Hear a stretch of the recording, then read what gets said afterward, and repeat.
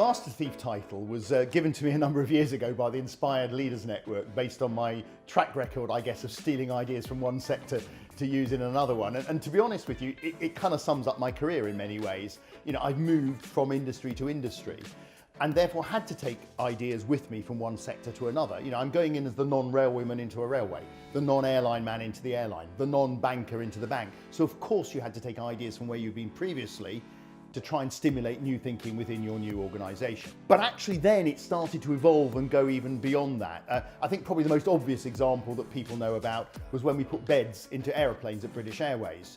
Where did we go? We went to a yacht designer. Why? Because they were coming at the problem of luxury in a small space in a different way. They weren't coming with the constraints of lots of knowledge about aeroplanes where they could tell you about all the problems. What they were coming at it with was, here's some ideas about how you create luxury in a small space. Equally, when we wanted to look at the queuing at Heathrow Airport, we went to Disney. Why? Well, because they're world experts on queuing, so let's see what they can teach us.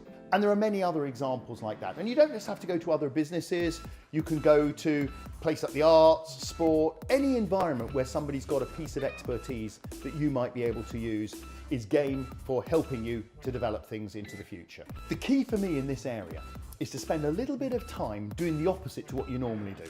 We normally spend our time thinking about unique selling propositions. Why are we different to everybody else? I challenge organisations to think about the common selling proposition. Why am I the same as other people? Because once I understand why my challenges are the same of others, I've now got a huge environment from which I can pick and choose best practice examples that I can then start to use. And you can do that for anything. It doesn't have to be about products and services.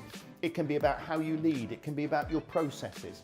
You know, it can be any part of your organisation where you've got a challenge. There's always somebody out there that's got the same challenge and probably somewhere we can learn from them. And it's tough because the organisation is steeped in knowledge of how we do things, and you will always run into people saying, well, we've always done it this way, we can't change, or, oh, but we're heavily regulated, oh, but we've got... Ignore those problems to start with, come up with the opportunities, and then add the constraints later. If you start with the constraints, you won't come up with new ideas.